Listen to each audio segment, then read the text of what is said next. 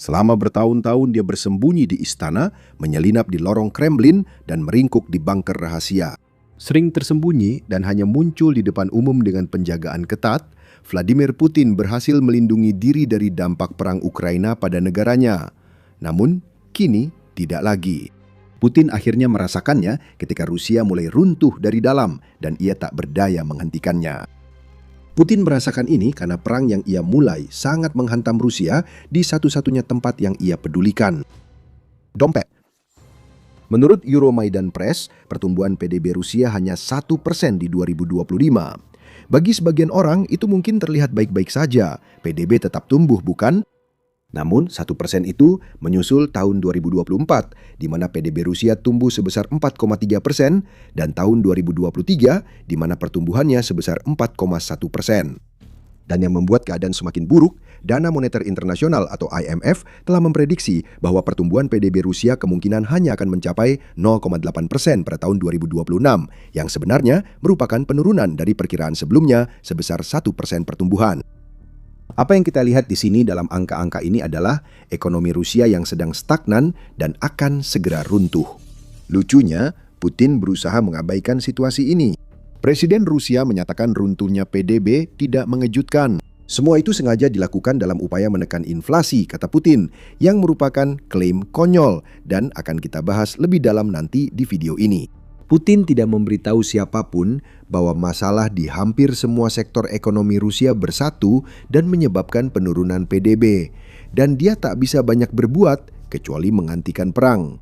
Putin tidak akan mengambil keputusan itu, yang berarti dia tetap memimpin Rusia sambil melihat negaranya terbakar.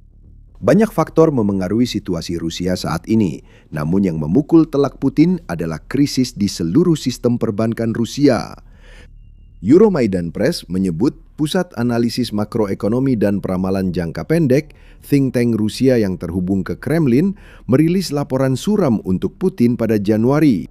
Saat ini, laporan tersebut menyatakan bahwa seluruh infrastruktur perbankan Rusia telah mencapai titik di mana secara resmi dapat diklasifikasikan sebagai sedang mengalami krisis sistemik. Artinya, aset bermasalah yang dimiliki oleh bank-bank Rusia melebihi 10% dari total kepemilikan bank. Aset bermasalah adalah aset yang tercatat di pembukuan bank yang kondisinya sangat bermasalah, sehingga bank kemungkinan besar tidak akan pernah mendapatkan pengembalian dari aset tersebut. Bank berinvestasi pada usaha kecil dan menengah lewat pinjaman dan instrumen keuangan lain. Menurut The New Voice of Ukraine, 19% usaha kecil dan menengah di Rusia kini dikategorikan sebagai aset bermasalah. Bank tidak bisa langsung memutuskan hubungan dan meninggalkan aset karena sudah berinvestasi. Jika pergi, mereka tidak mendapat pengembalian investasinya. Ada sektor lain yang juga bermasalah. 6,1% dari seluruh pinjaman retail di Rusia yang berjumlah 2,3 triliun rubel atau sekitar 30,1 miliar dolar diklasifikasikan sebagai bermasalah. Hal yang sama juga berlaku untuk 11,2% pinjaman korporasi dari bank-bank Rusia. Itu setara dengan 10,4 triliun rubel atau 136,3 miliar dolar. Investasi yang bisa lenyap begitu saja bagi bank-bank Rusia jika semua pinjaman bermasalah ini gagal bayar. Laporan dari Pusat Analisis Makroekonomi dan Peramalan Jangka Pendek berisi beberapa pengungkapan lainnya. Laporan tersebut menyatakan risiko penarikan dana besar oleh deposan sangat tinggi jika situasi di Rusia memburuk. Dan itu akan terjadi. Tetap bersama kami sampai akhir video ini dan Anda akan tahu alasannya. Pelarian debitur pada dasarnya berarti para debitur lari dari masalah mereka, meninggalkan para kreditur mereka begitu saja. Semua bank mengalami hal ini, namun saat 10% debitur Rusia berisiko tinggi melarikan diri, Putin menghadapi krisis perbankan yang berkembang.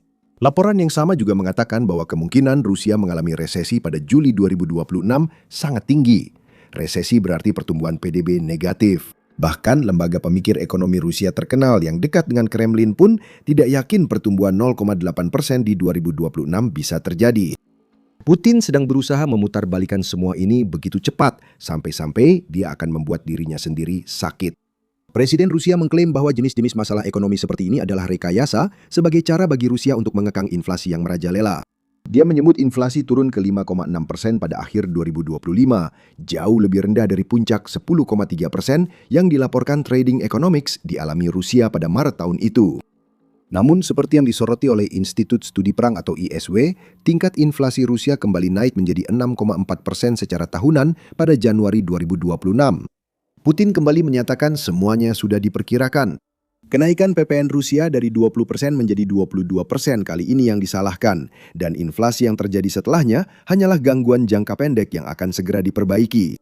Abaikan alasan kenaikan PPN, karena Rusia mendapat pendapatan jauh lebih sedikit dari sumber daya penting yang akan segera kami ungkap. Jangan hiraukan laporan ISW yang menyebut inflasi makanan di Rusia sekitar 25%, baik sebelum maupun sesudah kenaikan PPN. Yang perlu diketahui rakyat Rusia hanyalah bahwa Putin mengendalikan segalanya sepenuhnya. Percayalah pada pemimpinmu, bukan pada matamu sendiri, meskipun berlinang air mata saat melihat harga kol yang begitu mahal hingga kamu hanya akan makan itu saja selama berbulan-bulan. Tentu saja, bualan Putin itu omong kosong belaka, apalagi jika kamu mempertimbangkan krisis perbankan sistemik di Rusia. Satu-satunya cara agar itu masuk akal adalah jika Putin memang ingin mengakhiri perbankan di Rusia. Kami rasa itu masuk akal. Tanpa bank dan uang, inflasi pun tak ada. Kami hanya bercanda.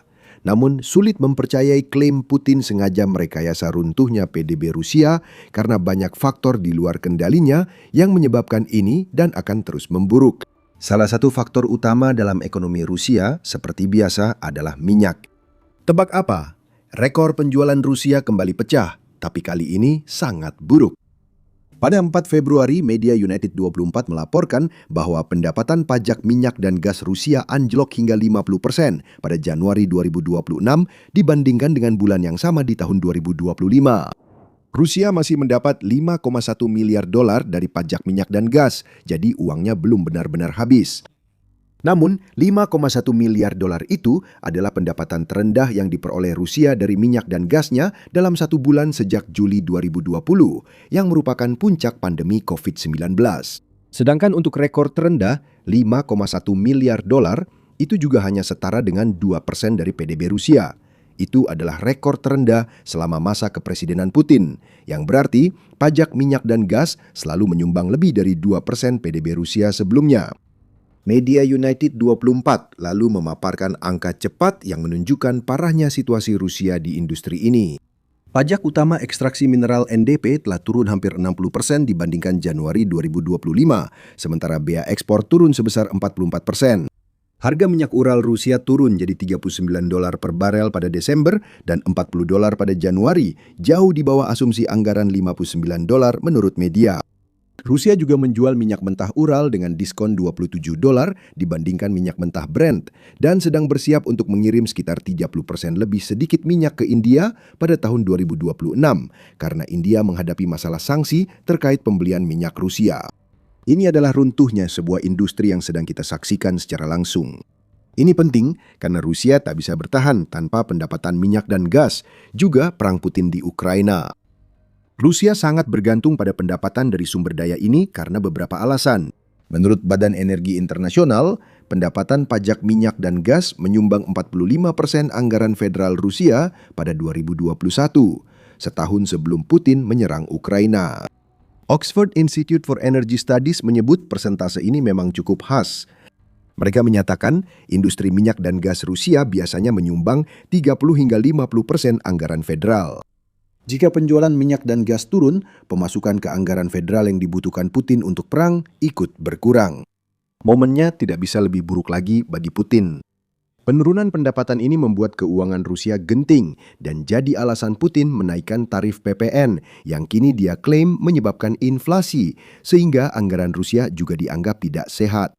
UNN melaporkan pada 4 Februari bahwa defisit anggaran Rusia dapat naik 3 kali lipat akhir 2026, terutama akibat turunnya pembelian minyak Rusia oleh India.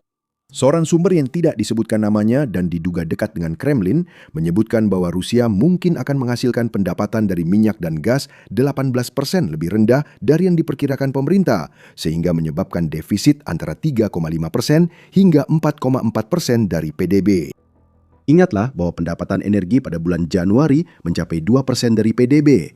Minyak dan gas sangat penting bagi ekonomi Rusia, sehingga penurunan pendapatan dari sektor ini tetap berdampak meski masih menghasilkan miliaran. Beberapa miliar dolar lebih sedikit per bulan memperlemah upaya perang Rusia di Ukraina dan membuat rakyat Rusia mulai merasakan dampak perang Putin. Dan entah bagaimana, bahkan di tengah semua kesuraman ini bagi Rusia, sepertinya keadaan hanya akan semakin buruk. Tapi sebelum kita membahas lebih dalam tentang itu, ini adalah pengingat singkat bahwa Anda sedang menonton The Military Show. Berlangganan sekarang untuk jadi yang pertama menonton video seperti ini.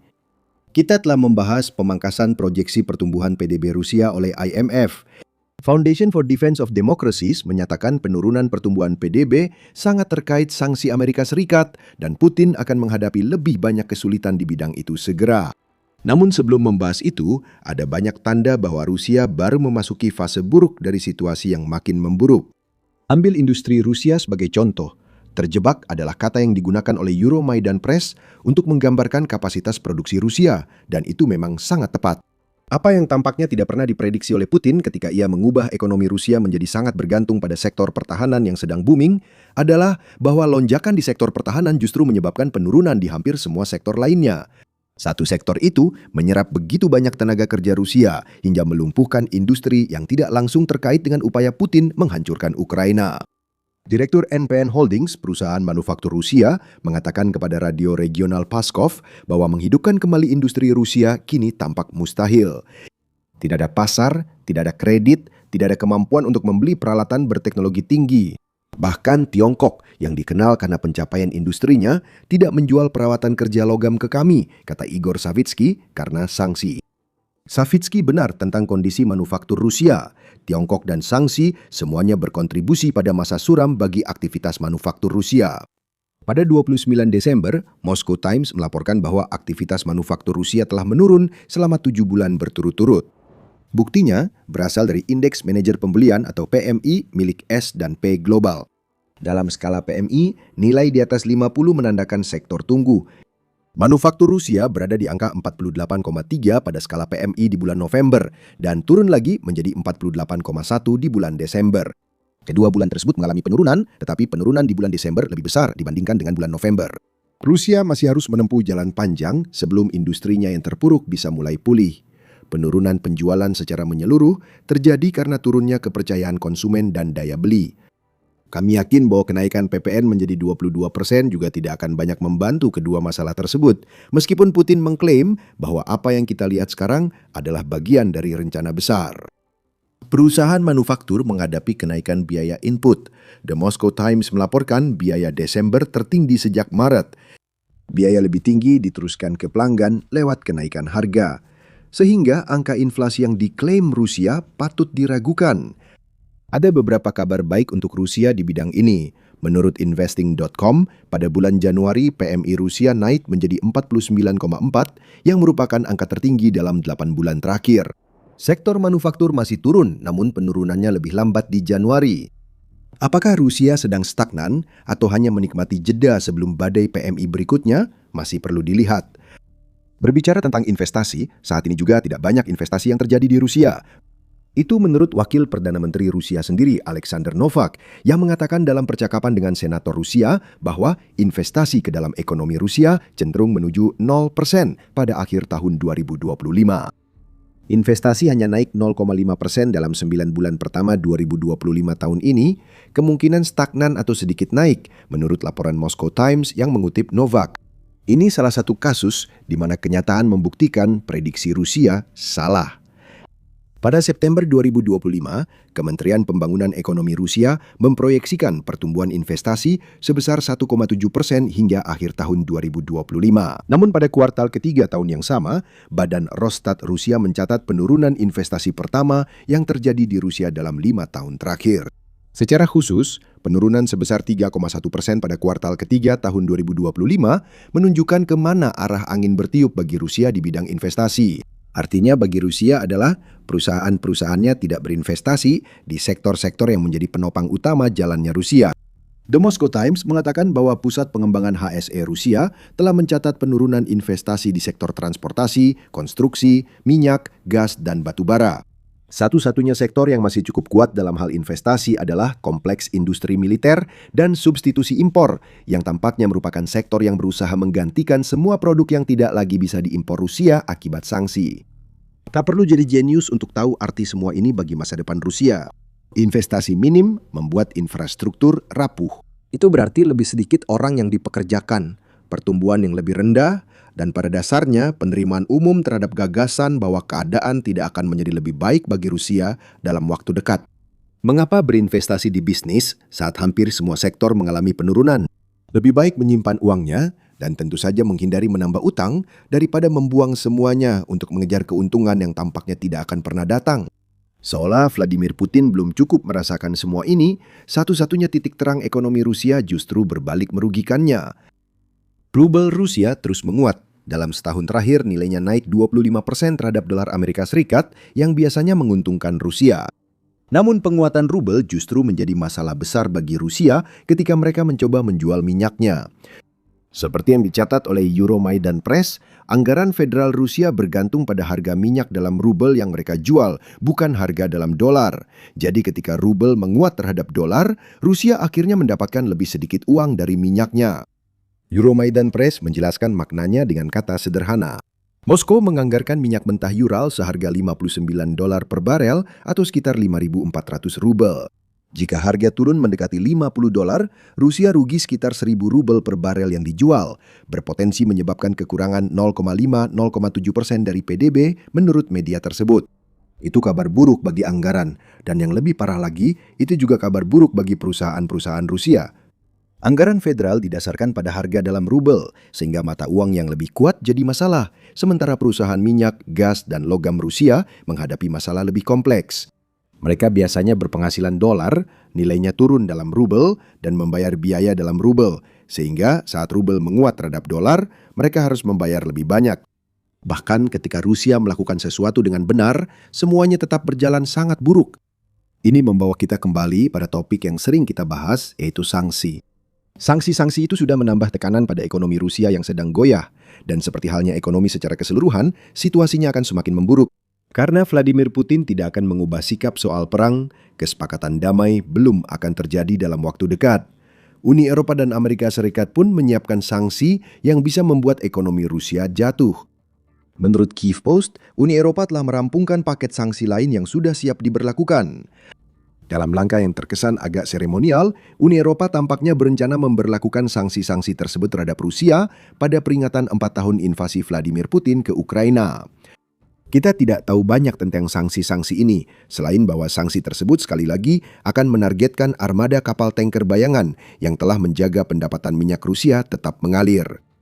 Pejabat yang sama menyatakan Amerika Serikat sudah menyiapkan sanksi baru untuk Rusia, meski belum jelas kapan akan diterapkan.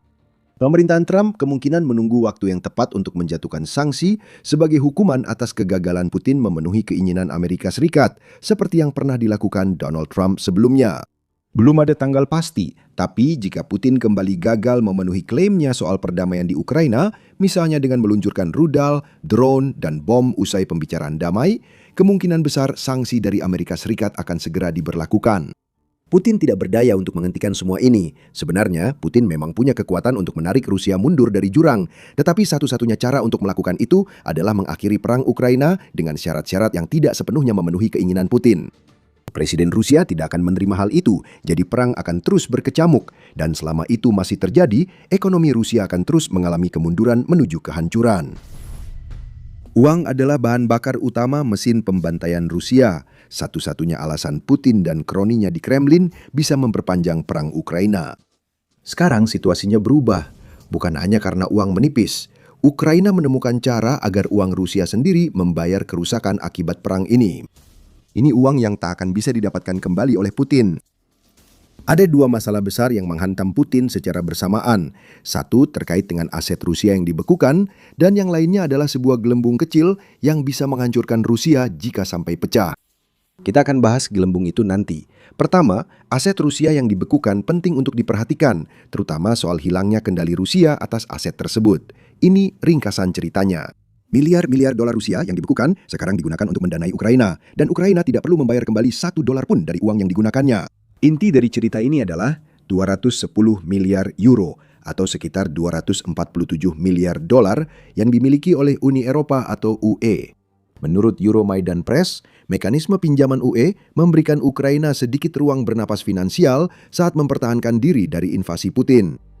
Mekanisme pinjaman ini memanfaatkan ratusan miliar dolar aset Rusia yang dibekukan di Bank UE dan dirancang agar Ukraina tak perlu menanggung beban pengembaliannya. Begini cara kerjanya. Pada 2025, Ukraina menambah utang publik sebesar 47,3 miliar dolar. Ini jelas kabar buruk, namun tidak terhindarkan karena besarnya perang Putin. Meski utang meningkat, biaya pinjaman Ukraina terkait utang itu telah dipotong hampir setengah.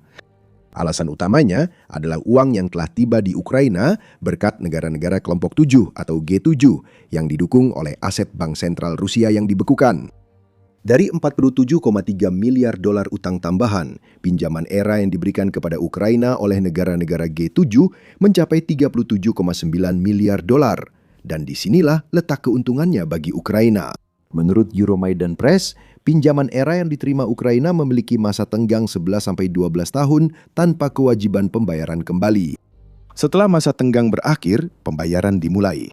Ukraina tidak akan membayar kembali utangnya. Negara pemberi pinjaman akan memakai hasil aset Rusia yang dibekukan untuk membayar utang Ukraina. Ukraina tidak akan membayar kembali $1 pun. Sebaliknya, Rusia kehilangan hasil dari aset-asetnya yang dibekukan tanpa kehilangan aset itu sendiri, yang juga merupakan cara Uni Eropa untuk menghindari masalah hukum yang akan muncul jika Ukraina begitu saja diberikan aset-aset yang dibekukan tersebut. Yang kita lihat di sini adalah rencana jangka panjang yang bisa diulang jika perang Ukraina berlangsung beberapa tahun lagi. Dampaknya ke Ukraina sangat besar. Berkat pinjaman era tersebut, rata-rata biaya pinjaman Ukraina telah turun dari 7,2% menjadi 4,55%. Biaya utang luar negeri Ukraina bahkan turun lebih rendah lagi, dari 4,5% menjadi 1,9% menurut laporan Euromaidan Press. Kementerian Keuangan Ukraina memberikan penjelasan dengan data yang dirilis 30 Desember. Kementerian menyebut Ukraina memperoleh pembiayaan eksternal 52,4 miliar dolar pada 2025. Lebih dari 70% berasal dari pinjaman era dengan aset Rusia yang dibekukan sebagai jaminan dan mekanisme pembayaran. Dana lainnya termasuk pinjaman sebesar 12 miliar dolar yang diterima melalui fasilitas Ukraina berkat Uni Eropa. Selain itu, 668 juta dolar lainnya diberikan kepada Ukraina oleh Uni Eropa melalui fasilitas ini, meskipun dana tersebut berupa hibah yang tidak perlu dikembalikan. Pembiayaan eksternal Ukraina tahun 2025 sekitar 2,3 miliar dolar berasal dari pinjaman Bank Dunia, Dana Moneter Internasional, dan Jepang.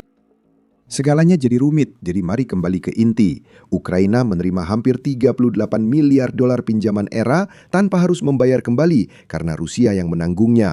Hal itu pasti membuat Putin sangat kesal, seperti perkembangan besar yang akan kita bahas nanti. Artinya, Uni Eropa kini memegang sekitar 40% utang Ukraina. Ini tentu kabar baik bagi Ukraina. Meskipun ada beberapa anggota Uni Eropa yang jauh lebih bersimpati kepada Rusia dibandingkan yang lain, yaitu Slovakia, Hungaria, dan Bulgaria, mayoritas besar negara-negara yang membentuk blok tersebut telah berpihak pada Ukraina dan sangat dermawan dalam memberikan pendanaan untuk pertahanan negara itu. Pada 3 Februari, Uni Eropa mengumumkan tambahan bantuan kemanusiaan 153 juta euro, sekitar 180 juta dolar untuk Ukraina dan Moldova yang juga terancam oleh ekspansionisme Putin. Poin yang ingin kami sampaikan di sini adalah bahwa 40% utang Ukraina sekarang dipegang oleh sebuah organisasi yang benar-benar memahami dari mana utang itu berasal dan bersimpati terhadap alasan mengapa utang itu ada. Meski tanpa pinjaman era yang dibayar dari aset Rusia yang dibekukan, sisa utang Ukraina ke Uni Eropa kemungkinan tetap dibayar dengan syarat menguntungkan dan justru mempererat hubungan Ukraina-Uni Eropa. Ini adalah situasi yang aneh. Utang tampaknya mendekatkan hati. Atau mungkin kemarahan pada Putin menciptakan mekanisme yang memaksa Rusia membiayai pertahanan Ukraina. Tidak bisa diremehkan betapa besar dampak uang ini bagi Ukraina.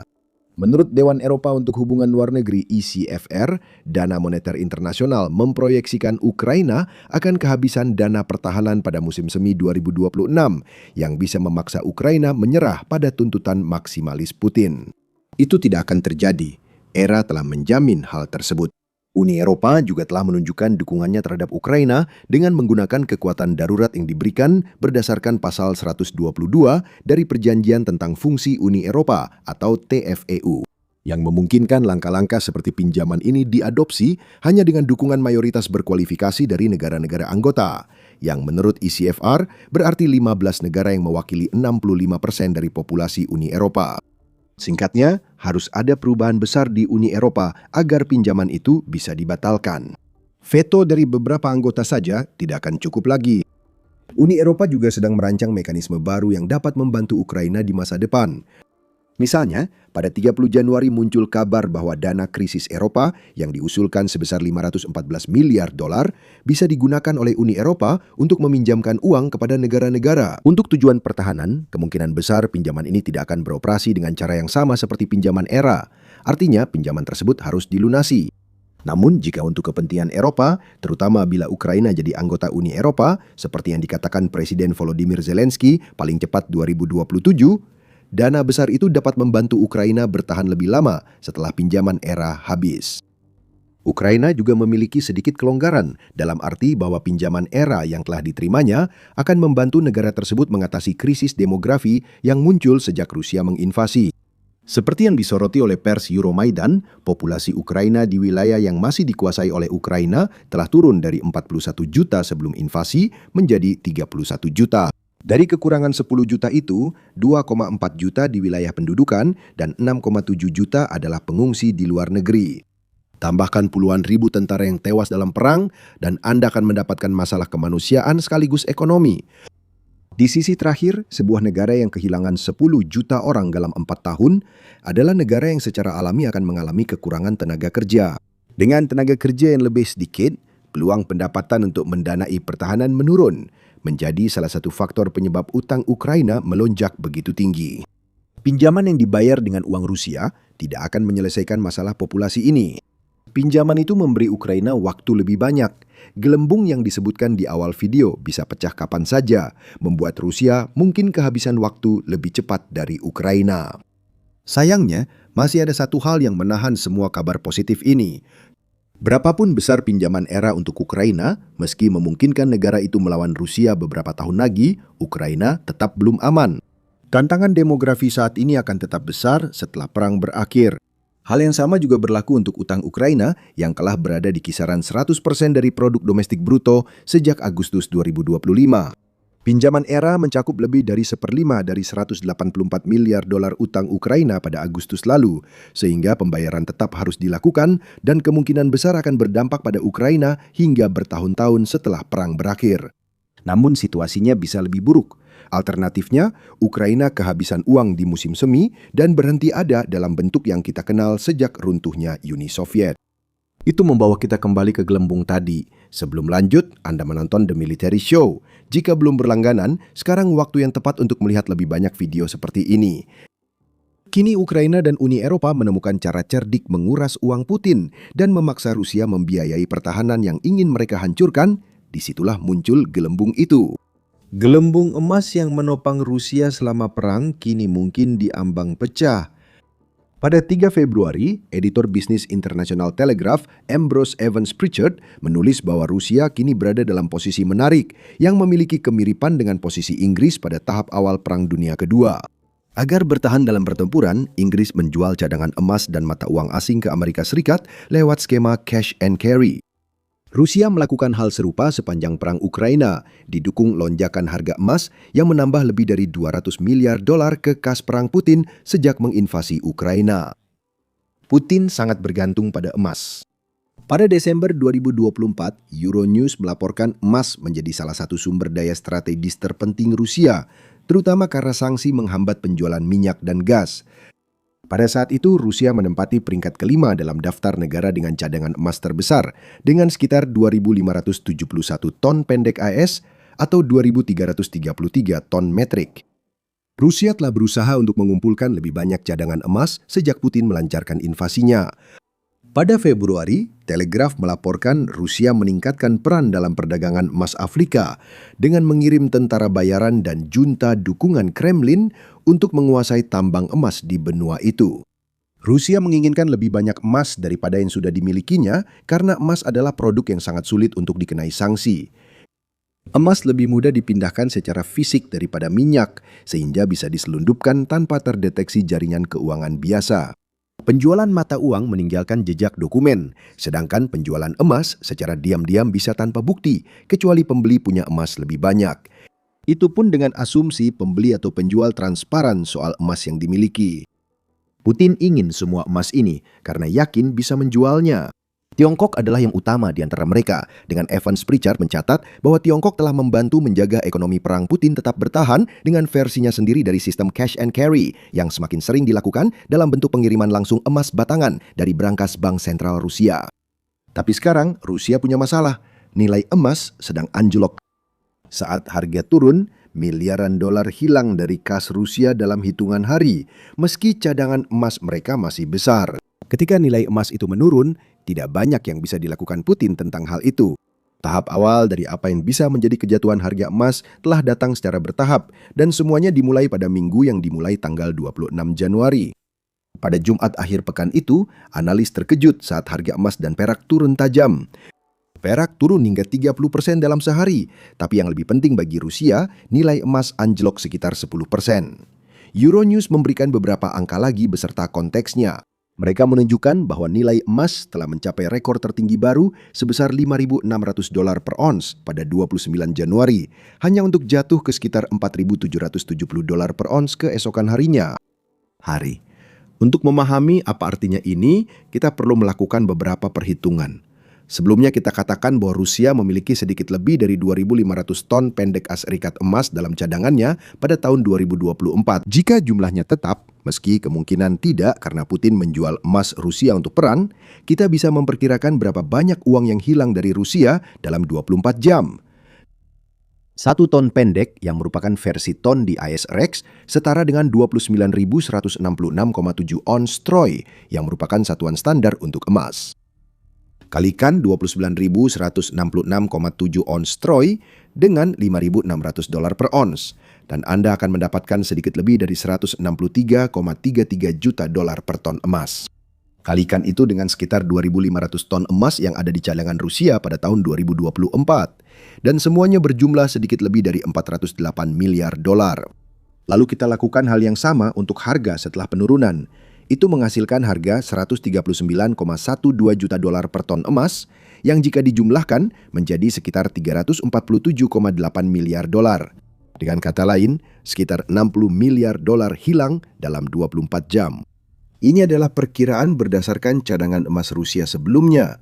Namun angka-angka ini menunjukkan dampak pasar yang kini dirasakan Putin di luar kendalinya.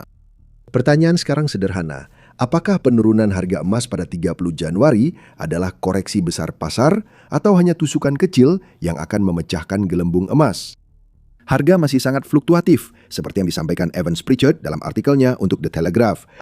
Putin memiliki cadangan yang cukup besar untuk melanjutkan perang dengan $4.925, naik dari $1.900 3 tahun lalu. Ia mengatakan, pertanyaannya, apakah emas akan turun ke level struktural yang jauh lebih rendah? Namun masih ada pertanyaan, apakah nilai emas akan turun ke level struktural yang lebih rendah?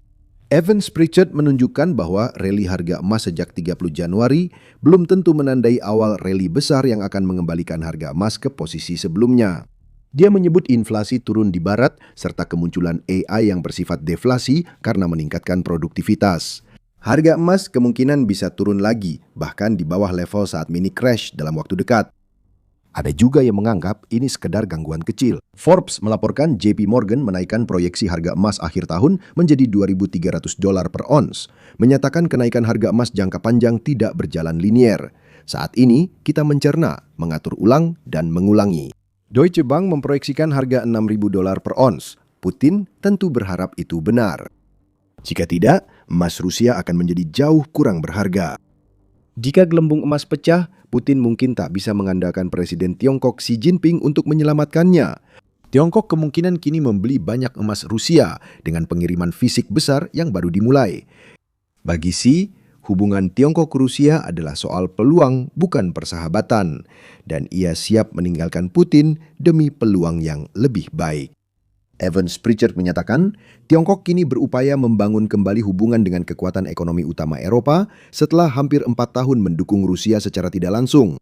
Jika negara-negara kuat tersebut memberitahu Xi bahwa emas Putin tidak lagi menjadi pilihan, dia mungkin saja mengorbankan komoditas itu demi hubungan dagang yang bisa jauh lebih menguntungkan. Ada banyak contoh oportunisme Tiongkok yang mendukung teori ini. Pada Desember, Telegraph melaporkan ekspor kendaraan Tiongkok ke Rusia naik 7 kali lipat pada 2024 dibanding 2023. Hal ini telah berperan besar dalam memaksa produsen mobil domestik Rusia seperti Lada dan Kamaz untuk memperlambat produksi. Menurut Telegraph, permintaan kendaraan Kamaz turun 60%, sedangkan Lada memangkas produksi hampir 50%. Tiongkok memanfaatkan peluang secara agresif hingga kini menimbulkan masalah besar bagi produsen kendaraan Rusia. Tiongkok memanfaatkan sanksi Barat untuk membeli minyak dan gas Rusia murah dalam jumlah besar. Xi kembali memanfaatkan peluang ini. Dan sementara semua ini terjadi, investasi Tiongkok ke Rusia anjlok dari 1,2 miliar dolar pada tahun 2011 menjadi hanya 400 juta dolar pada akhir tahun 2025. Dalam konteks ini, Tiongkok bukan sekutu sejati Rusia. Menurut Evans Pritchard, kecil kemungkinan Tiongkok memberi bantuan seperti Lend-Lease modern kepada Putin untuk membantu tujuan perang maksimalisnya di Ukraina. Dengan kata lain, begitu Putin menjadi lebih merepotkan daripada menguntungkan bagi Tiongkok, Xi akan meninggalkan presiden Rusia itu begitu saja. Dan hal itu bisa membuat Rusia memiliki banyak emas yang nilainya turun, serta tidak ada siapapun yang mau membelinya dalam jumlah besar. Itulah sebabnya minggu ini jadi pukulan ganda bagi Rusia. Putin perlu mencari cara menghadapi kemungkinan anjloknya nilai salah satu dari sedikit komoditas yang dimiliki Rusia secara melimpah. Ini terjadi ketika Ukraina menerima bantuan ekonomi yang membuat Rusia mendanai pertahanan musuh Putin itu sendiri. Bantuan ini bisa membuat Ukraina melemahkan militer dan ekonomi Rusia hingga Putin harus menghentikan apa yang disebut operasi militer khusus. Satu-satunya hal yang membuat Rusia bertahan dalam perang Ukraina adalah minyak. Pendapatan pajak dari produk berharga ini telah menopang invasi Putin. Namun, setelah sanksi diberlakukan, pertanyaannya segera muncul, sampai kapan? Tak lama lagi, tanpa tembakan, AS menjerat Rusia dengan menghilangkan satu-satunya hal yang menjaga ambisi kekaisaran Putin. Sekarang kita mulai melihat dampaknya perlahan menghancurkan Rusia. Sebelum menjelaskan situasi minyak Rusia saat ini, kami perlu mengajak Anda melihat ke masa lalu. Tidak terlalu jauh untungnya. Kita akan kembali ke akhir Oktober 2025 saat Presiden Amerika Donald Trump mengumumkan serangkaian sanksi baru yang menargetkan dua perusahaan minyak utama Rusia, Lukoil dan Rosneft. Sanksi ini muncul setelah pembicaraan damai gagal dengan Putin, menandakan Amerika bersikap tegas dan memperingatkan Rusia akan mendapat sanksi berat jika Putin tak serius dalam perundingan damai. Ini adalah langkah-langkah yang berat. Namun, Putin mungkin belum sepenuhnya memahami efek domino yang terjadi. AS melempar batu besar ke laut Rusia, menciptakan gelombang pasang yang kini menghancurkan minyak Rusia. Namun dampak awalnya tetap signifikan. Lukoil khususnya menerima sanksi baru Amerika Serikat seperti pukulan uppercut ke dagu dari Mike Tyson di masa jayanya. Hanya seminggu setelah Trump membuat pengumumannya, Lukoil memberitahu dunia bahwa mereka berada dalam kondisi panik saat mengumumkan akan menjual aset internasionalnya kepada penawar tertinggi jika tidak diberikan semacam keringanan dari tekanan yang baru saja diberikan Trump kepada perusahaan tersebut. Ingat, penjualan itu akan sangat penting segera. Pada 27 Oktober, Lukoil mulai menerima penawar, kemungkinan dipicu sanksi Inggris yang mengikuti Amerika. Kepemilikan asing memang harus dilepas, dan banyak yang harus dilepas. Di Irak, Lukoil memiliki 75% saham di ladang minyak West Kurna 2 yang memproduksi sekitar 480.000 barel per hari dan merupakan salah satu ladang minyak terbesar di dunia. Kilang Neftohim Burgas di Bulgaria dan kilang bensin di Rumania mungkin harus dijual Lukoil untuk menghentikan kerugian akibat sanksi. Ini investasi besar untuk perusahaan yang memproduksi 2% minyak dunia. Namun Trump membuatnya tidak layak pada Oktober 2025. Kini, langkah yang dulu memicu kepanikan di perusahaan minyak besar Rusia mulai berdampak drastis bagi Lukoil dan Rusia. Kami akan membahas apa yang terjadi pada Rusia secara keseluruhan dalam beberapa menit. Tapi untuk Lukoil, penjualan yang diusulkan sudah selesai dan Anda tidak akan menyangka siapa pembelinya, Amerika Serikat. Itu menurut Newsweek yang melaporkan pada 29 Januari bahwa Lukoil telah setuju untuk menjual aset asingnya kepada sebuah perusahaan investasi Amerika Serikat dalam kesepakatan yang diyakini bernilai sekitar 22 miliar dolar.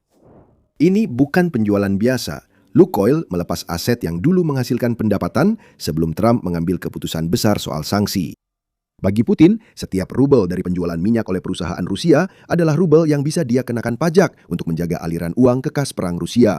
Jadi, setiap penjualan, seperti yang baru saja disetujui oleh Lukoil, pasti akan memberikan pukulan ekonomi besar bagi Rusia, selain juga melumpuhkan Lukoil dalam hal menjadi pemain global sejati di sektor minyak. Newsweek tidak menyebutkan aset internasional Lukoil mana yang dijual ke grup investasi AS Serikat, meski kemungkinan besar semuanya dijual. Aset-aset yang tadi kami sebutkan di awal video akan hilang dalam skenario ini. Begitu juga dengan 200 pom bensin yang dimiliki Lukoil yang tersebar di negara bagian Pennsylvania, New Jersey, dan New York di Amerika. Hal yang sama mungkin juga berlaku untuk pom bensin yang dimilikinya di negara selain Rusia bersama dengan kilang dan aset minyak hulu yang dimiliki Lukoil di wilayah selain tanah airnya. Perlu dicatat, ada perbedaan besar antara Lukoil dan perusahaan minyak lain yang jadi target sanksi Trump, yaitu Rosneft. Rosneft, perusahaan milik negara meski punya masalah, setidaknya bisa terlindungi dari dampak ekonomi terburuk akibat sanksi. Lukoil dimiliki secara pribadi, sehingga bisa mengembangkan portofolio aset internasional yang mengesankan sejak awal. Rusia pun mendapat manfaat dari aset tersebut. Aset internasional Lukoil menghasilkan aliran pendapatan yang stabil untuk Rusia, yang terpenting berasal dari wilayah di luar Rusia. Ini penting bagi negara yang aliran investasinya hampir terhenti setelah invasi Putin ke Ukraina, sehingga aset yang baru dijual Lukoil bisa disebut penyelamat bagi Putin. Karena aset-aset itu kini dikuasai perusahaan investasi Amerika Serikat, jalur penyelamat terputus dan minyak berharga kini mendukung pihak lain, bukan Putin. Kremlin tak bisa memungut pajak dari pendapatan yang tak lagi masuk ke negara itu. Penjualan aset Lukoil dapat menyebabkan kerugian miliaran dolar pada anggaran perang Rusia. Bagi Lukoil, penjualan ini hanya penanganan sementara saat mereka kehabisan darah. Meskipun suntikan dana sebesar 22 miliar dolar sangat dibutuhkan perusahaan, Lukoil menghadapi masalah lain terkait diskon tajam yang harus mereka berikan pada setiap barel minyak yang dijual ke negara-negara yang dengan senang hati memanfaatkan situasi ini, mengambil keuntungan dari dampak sanksi Barat. Lukoil sangat terpukul oleh diskon ini, hingga beberapa hari sebelum mengumumkan penjualan aset luar negerinya, kepala perusahaan tersebut. Para petinggi perusahaan merangkak ke Kremlin dengan penuh harap, memohon kepada pemerintah untuk memberikan keringanan pajak karena diskon yang kini terpaksa mereka tawarkan, karena harga minyak mentah Rusia turun tajam hingga diperdagangkan sekitar 50% dari patokan global. Menurut Moscow Times, Lukoil meminta Kremlin untuk mengubah mekanisme penstabil harga bahan bakar yang diterapkan Rusia. Penstabil yang diperkenalkan pada 2018 ini memberi kompensasi pada perusahaan minyak Rusia saat harga bahan bakar domestik di bawah harga internasional. Sebagai gantinya, perusahaan wajib membayar tambahan ke negara saat harga domestik melebihi harga internasional. Hal inilah yang sedang dilakukan oleh Lukoil sekarang, dan itulah yang membuat mereka khawatir. Mereka meminta agar diskon yang diterapkan pada minyak mentah Rusia untuk tujuan pajak dibatasi antara 10 hingga 15 dolar per barel. Saat ini, batas diskon tersebut melebihi 20 dolar, yang berarti Lukoil akan menjadi salah satu perusahaan minyak Rusia yang harus membayar sekitar 170 juta dolar ke anggaran tahunan Rusia pada bulan Desember sebagai bagian dari mekanisme penstabil. Jumlahnya bahkan lebih tinggi lagi jika Anda memperhitungkan bulan Januari. Menurut media United 24, perusahaan minyak Rusia kemungkinan akan mentransfer 616 juta dolar ke anggaran negara Rusia untuk periode Desember hingga Januari. Sebagai konteks, perusahaan-perusahaan ini secara kolektif menerima 23 miliar dolar dari Rusia melalui mekanisme penstabil pada 2023 dan tambahan 11,5 miliar dolar pada 2024. Tapi supaya jelas, Lukoil ingin Putin mengambil lebih sedikit uang dari industri minyak Rusia pada saat Putin menguras habis setiap rubel yang bisa dia dapatkan untuk mendanai perangnya. Ada yang membuat kita yakin ini tidak akan terjadi. Selain itu, Rosneft juga sedang tidak baik. Meskipun dimiliki negara, membuat perusahaan ini terlindungi dari masalah yang dialami Lukoil dengan aset internasional, keuntungan Rosneft menurun dengan sangat cepat. Pada Desember 2025, UNN melaporkan bahwa dalam 9 bulan pertama tahun 2025, keuntungan Rosneft anjlok sekitar 70%. Perlu diingat, ini terjadi sebelum Trump menerapkan sanksi, jadi kemungkinan Rosneft menghadapi kesulitan lebih besar di 2026 dan kita belum mengetahuinya. Kremlin berusaha membantu Rosneft dengan mengumumkan keringanan pajak sebesar 10 miliar rubel untuk perusahaan tersebut yang akan dibayarkan setiap tahun antara 2026 hingga 2030. Tapi itu hanya sekitar 133 juta dolar per tahun. Itu tetap uang yang didapat Rosneft karena perusahaan itu milik negara. Namun, retakan mulai tampak jelas pada raksasa minyak Rusia, dan hal serupa terjadi pada Rusia sendiri. Tapi sebelum kita membahas lebih dalam tentang masalah Rusia, ini adalah pengingat singkat bahwa Anda sedang menonton The Military Show. Jika Anda belum berlangganan, sekaranglah waktunya. Mari kita kembali ke apa yang sedang terjadi dengan Rusia. Seperti yang kami sebutkan sebelumnya di video ini, dampak dari sanksi Trump pada bulan Oktober memberikan efek domino yang sangat besar. Kami baru saja mengetahui apa dampak tersebut bagi Lukoil, dan dampaknya masih terus berlanjut. Rusia kini menghadapi berbagai masalah baru akibat sanksi, terutama saat sanksi Trump digabungkan dengan sanksi sebelumnya. Ambil contoh pendapatan pajak, jumlahnya turun drastis. Pada 19 Januari, Reuters melaporkan perhitungannya menunjukkan pendapatan anggaran federal Rusia dari pajak penjualan gas dan minyak kemungkinan turun 46% pada Januari dibanding bulan yang sama di 2025. Rusia tetap akan mendapat banyak uang untuk perang Putin. Sekitar 5,41 miliar dolar akan masuk ke kas perang. Namun angka ini adalah yang terendah yang pernah dihasilkan Rusia dari pajak dua aset paling berharganya sejak Agustus 2020. Jika Anda butuh pengingat, ini terjadi di awal pandemi COVID-19 saat orang harus tetap di rumah dan permintaan bahan bakar rendah. Lebih buruk bagi Kremlin, penurunan ini terjadi setelah tahun 2025 yang juga mencatat pendapatan anggaran federal Rusia turun ke level terendah sejak 2020. Pendapatan pajak dari minyak dan gas turun 24% dibandingkan tahun 2024. Sekali lagi, Rusia masih menghasilkan banyak uang dari minyak dan gasnya, sekitar 112,6 miliar dolar sebenarnya. Tapi itu 24% lebih sedikit dibandingkan tahun sebelumnya. Dan penurunan lagi di bulan Januari berarti pendapatan terus menurun. Pemotongan demi pemotongan terus menimpa Rusia, dan apa yang kita lihat sekarang adalah tahap awal dari kehabisan sumber daya mereka. Jika tren saat ini berlanjut, pendapatan pajak minyak dan gas Rusia pada tahun 2026 akan lebih rendah dibandingkan tahun 2025 dan seterusnya. Akhirnya, hanya sedikit yang tersisa. Newsweek menyoroti poin menarik bahwa masalah minyak Rusia akan berlanjut setelah perang Ukraina usai. Pada masa perang, Rusia menyeimbangkan dengan pengeluaran pertahanan tinggi, pajak, dan utang besar. Setelah perang berakhir, negara akan menanggung biaya besar untuk rekonstruksi dan tekanan menaikkan standar hidup menurut laporan itu. Tabir asap yang menyelimuti keuangan Rusia mulai menghilang. Ketika perang berakhir, rakyat Putin akan membutuhkan investasi yang tidak ia berikan selama 4 tahun terakhir, dan uangnya tidak akan tersedia untuk mendanai upaya pembangunan kembali yang tidak pernah dibayangkan Rusia harus mereka hadapi. Selain pajak, Rusia juga bermasalah dengan sanksi Amerika dan Barat. Sanksi tersebut membuat perusahaan minyak negara harus menjual produknya dengan diskon besar yang jelas berdampak pada masalah pajak yang sudah dibahas.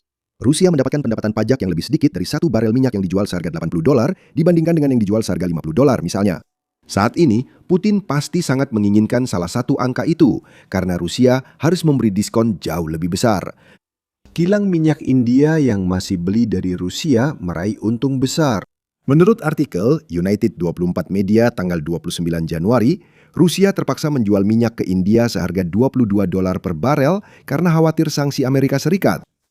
Situasinya sudah sampai pada titik di mana beberapa kilang minyak di negara itu secara aktif menolak untuk membeli minyak Rusia sama sekali, yang memaksa Rusia menawarkan potongan harga yang belum pernah terjadi sebelumnya.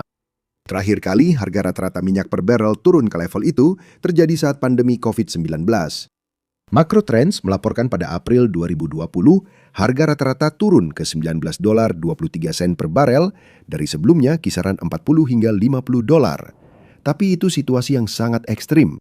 Sebelum itu, harga minyak belum pernah secara konsisten berada di kisaran $20 per barel sejak awal tahun 2000-an. Jadi itu berarti lebih dari 20 tahun, inflasi hilang begitu saja bagi Rusia karena mereka mendapatkan harga dari India untuk 1 barel minyak, sama seperti saat Putin pertama kali memimpin negara tersebut.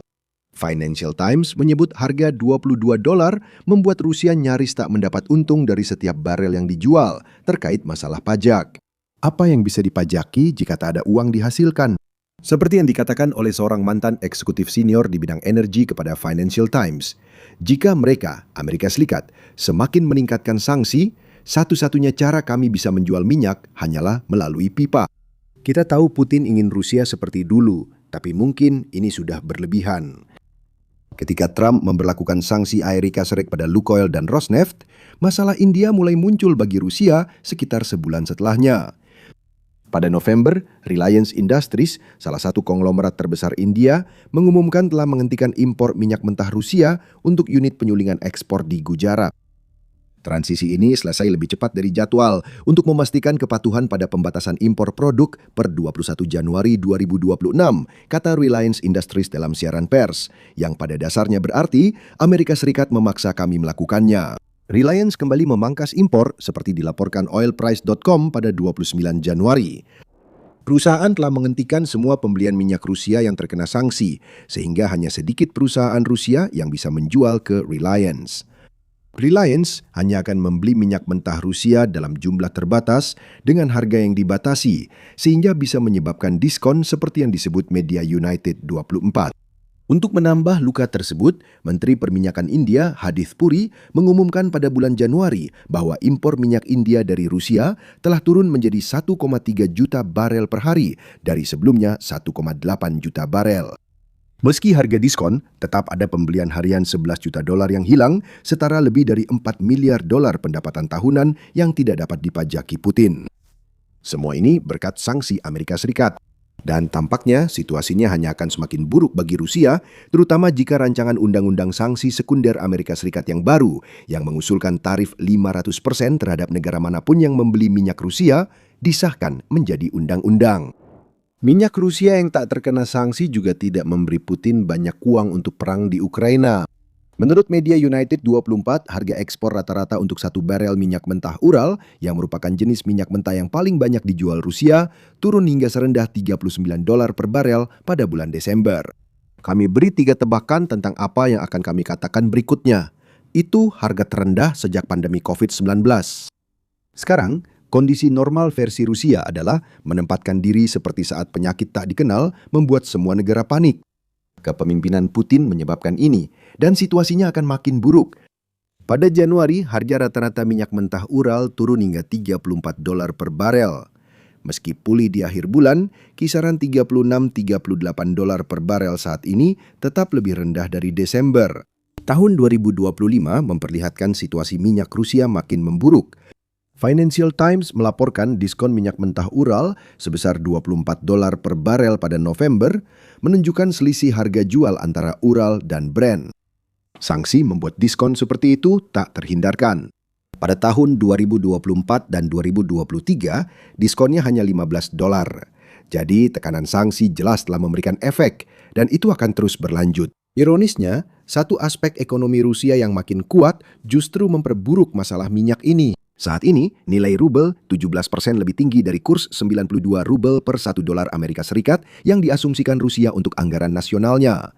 Artinya, Rusia mendapat lebih sedikit rubel dari tiap dolar hasil penjualan minyak.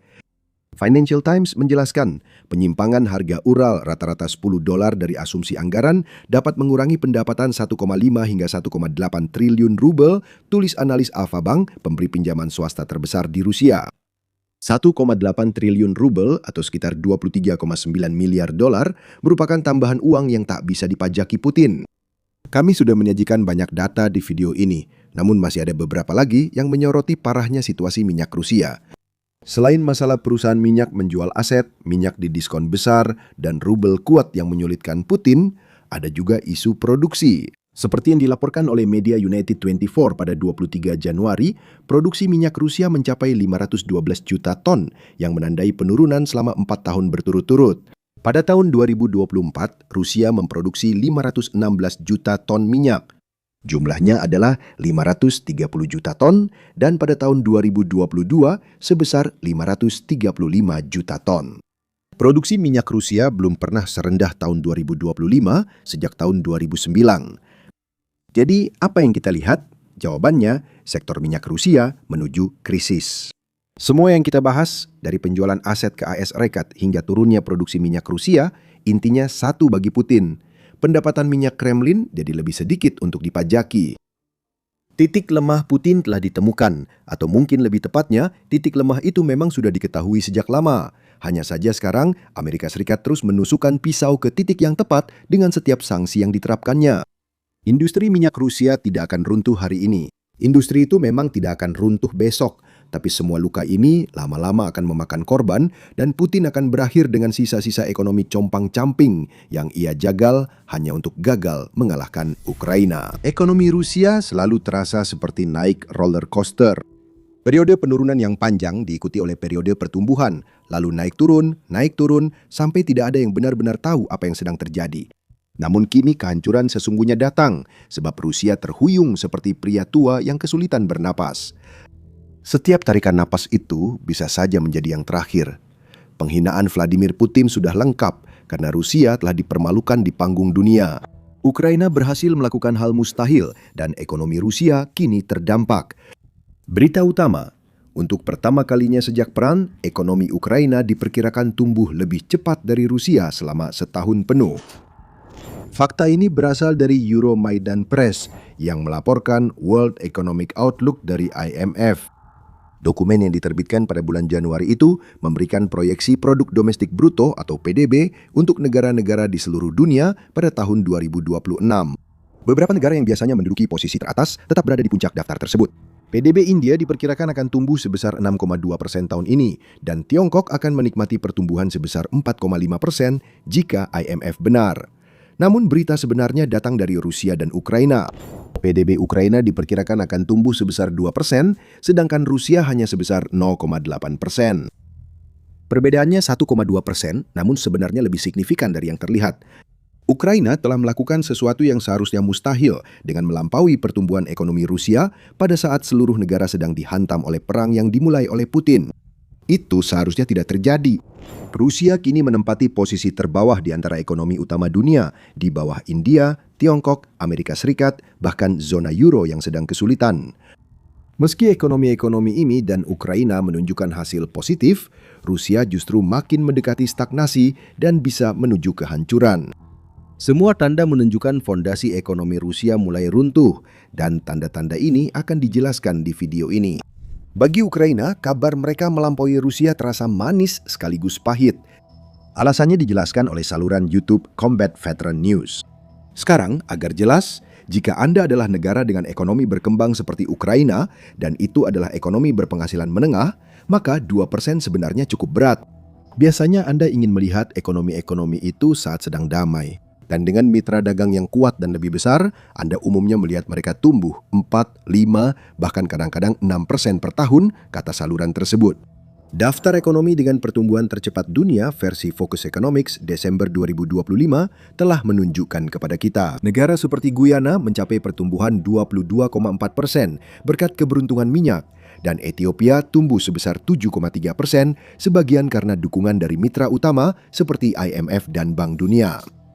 Ukraina memiliki sumber daya dan dukungan internasional meski berbeda bentuk, sehingga logis jika mengalami pertumbuhan serupa. Namun, ekonomi Ukraina tetap tumbuh meski Rusia terus menyerang hampir setiap hari dan hingga 700.000 tentaranya melakukan invasi, menunjukkan ketangguhan Ukraina. Perang yang dimulai Putin menjadi awal terbentuknya bangsa besar, tapi juga membawa kehancuran bagi negara yang dulu besar. Cerita di sini bukan tentang apa yang akan diberikan dunia yang sempurna kepada Ukraina jika Putin tidak pernah mengambil keputusan gilanya untuk melakukan invasi. Ini tentang apa yang telah dilakukan invasi tersebut terhadap Rusia. Laporan Moscow Times tentang prediksi IMF menunjukkan kondisi Rusia lebih buruk dari kelihatannya. Prediksi 0,8% itu sebenarnya menunjukkan bahwa IMF memangkas perkiraannya sebesar 0,2%. Media yang sama mencatat bahwa berita yang keluar dari Bank Sentral Rusia yang bisa dibilang punya kepentingan untuk memperindah angka pertumbuhan negara itu memproyeksikan pertumbuhan PDB di kisaran antara 0,5% hingga 1,5%. Angka terakhir terkesan ambisius, sedangkan yang pertama lebih mungkin terjadi. Ingat bahwa angka-angka ini adalah untuk tahun 2026. Perkiraan IMF untuk Rusia pada tahun 2025 saat ini adalah 0,6%, yang berarti tahun 2026 akan menjadi tahun kedua stagnasi bagi ekonomi Rusia. Apa yang kita lihat sekarang menunjukkan stagnasi bisa berkembang jadi keruntuhan finansial.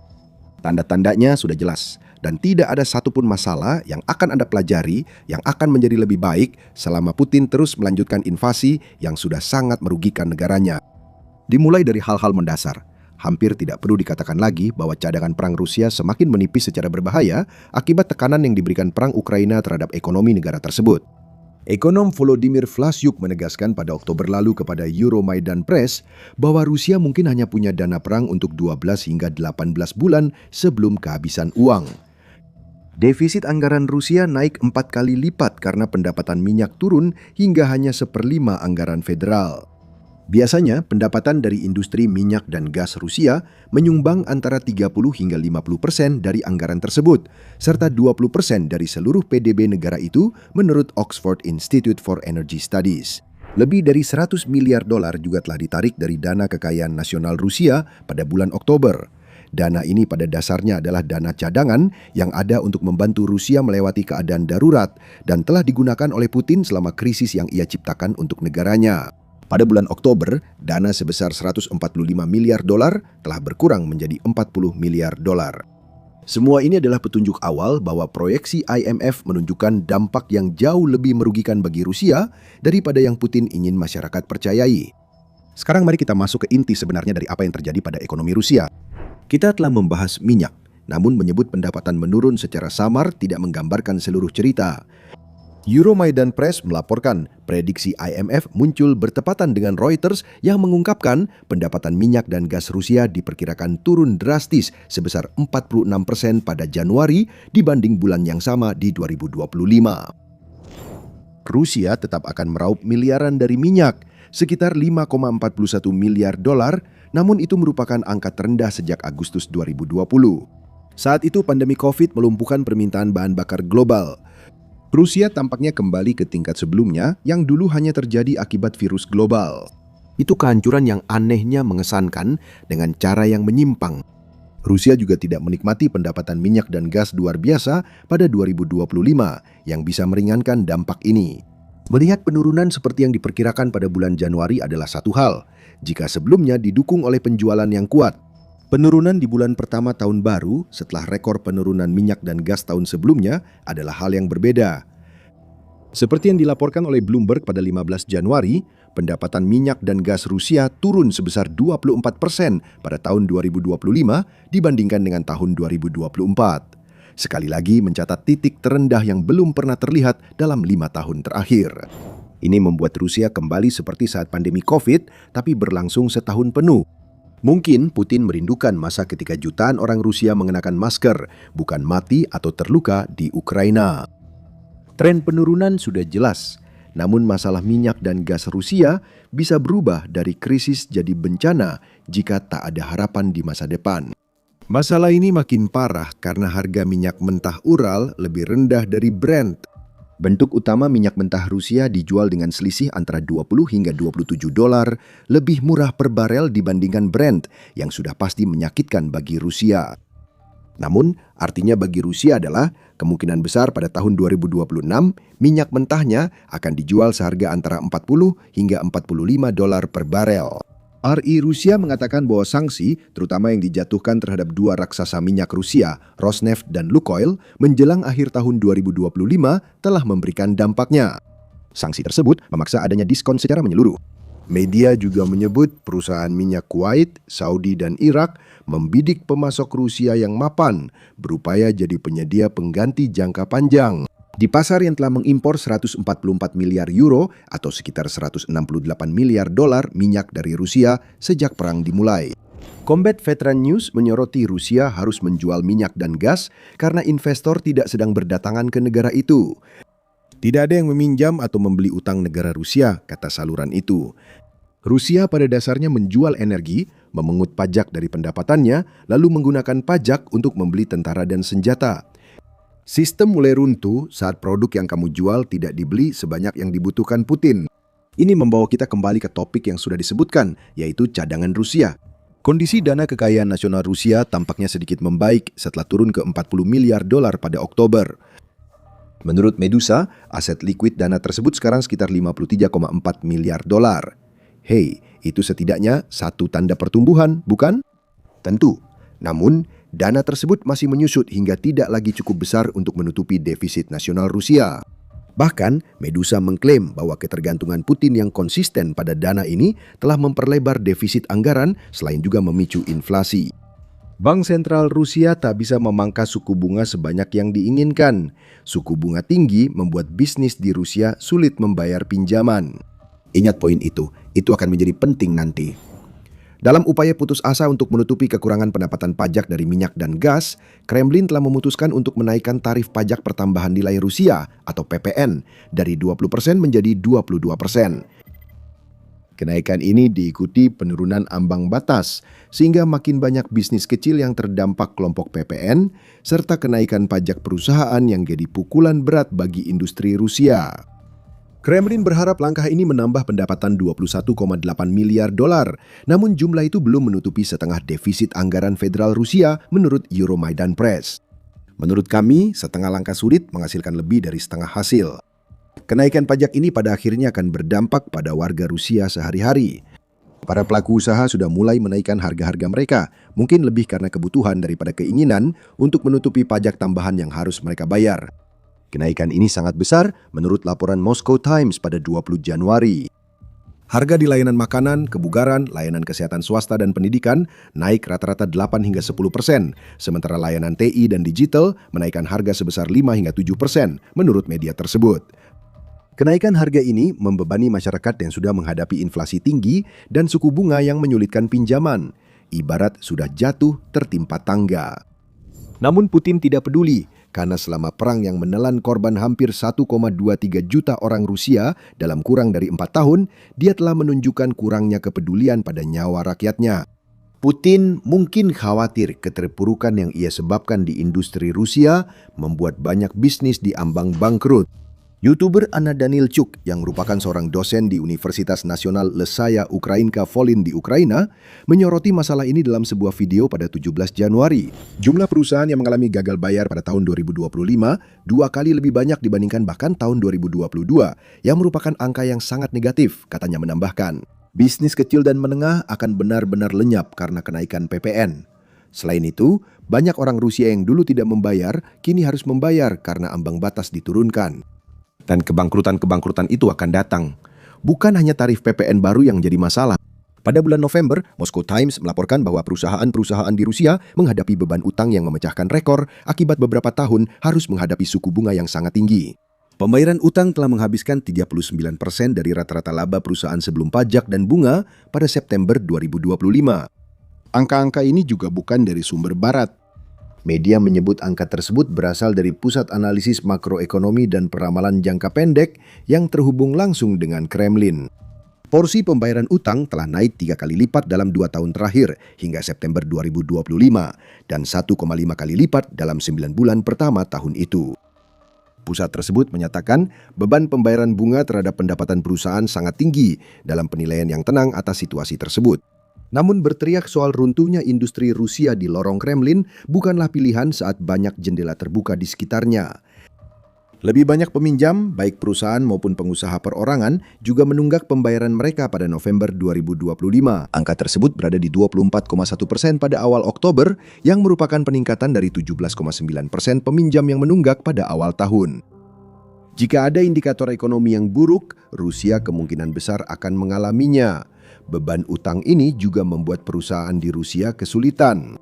Pada 21 Januari, Charter 97 melaporkan bahwa lebih dari 7.000 perusahaan truk di Rusia kini berada di ambang kebangkrutan karena harga bensin yang melonjak dan utang yang menjadi tidak terkendali. Sangat penting untuk ditekankan betapa besarnya masalah ini bagi Rusia. Negara ini sangat bergantung pada kereta api untuk transportasi dan logistik, sehingga Pusat Internasional untuk Pertahanan dan Keamanan menjuluki jaringan kereta api Rusia sebagai Iron Leviathan. Jika Anda ingin tahu hubungan truk dan kereta api, pikirkan bagaimana kargo dibawa ke kereta. Bagaimana kargo dipindahkan dari kereta ke lokasi tujuan di Rusia. Inilah tugas truk. Jadi jika 7.000 perusahaan truk bangkrut, logistik Rusia saat perang akan runtuh. Oh, dan omong-omong, Russian Railways, yang merupakan perusahaan kereta api utama Rusia, sedang terbebani oleh utang sebesar 51 miliar dolar, menurut artikel Reuters yang dibagikan oleh investing.com. Sepertinya kemanapun Anda melihat di industri Rusia, masalah-masalah ini ada. Keadaannya lebih buruk dari yang kami ceritakan, karena sebagian masyarakat Rusia dipaksa menanggung semua pukulan ini pada rekening bank mereka. Mereka punya pengaruh jauh lebih besar daripada warga Rusia biasa yang jadi sandaran Putin dalam perangnya. Sebelum kita membahas mereka, kebangkrutan juga sedang mengancam wilayah-wilayah Rusia. Ketika Putin mengambil dana dari kas negara untuk membiayai tentara dan senjata, dia melakukannya dengan sadar bahwa uang itu pada akhirnya akan habis. Cadangan regional sudah mulai menipis sejak bulan Oktober, di mana Moscow Times melaporkan bahwa setidaknya 6 wilayah Rusia hanya memiliki dana yang cukup untuk 2 atau 3 hari pengeluaran per 1 September 2025. Secara keseluruhan, total 67 wilayah Rusia menutup paruh pertama tahun 2025 dengan defisit, yang menunjukkan betapa besar dampak perang Putin terhadap masyarakat. Di Arkhangelsk hanya tersisa $620.000 dari anggaran tahunan sebesar $1,93 miliar.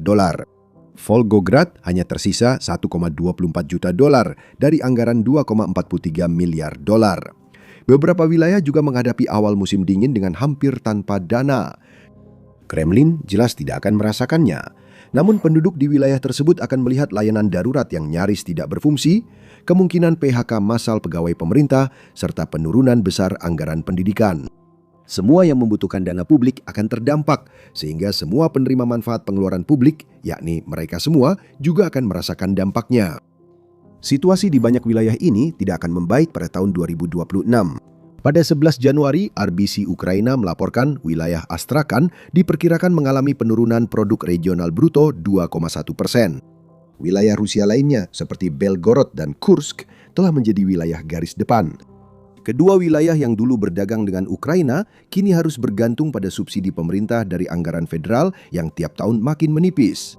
Di seluruh Rusia, menurut outlet tersebut, produk regional bruto diperkirakan akan turun sebesar 4,1%, meninggalkan defisit anggaran lebih dari $570 juta.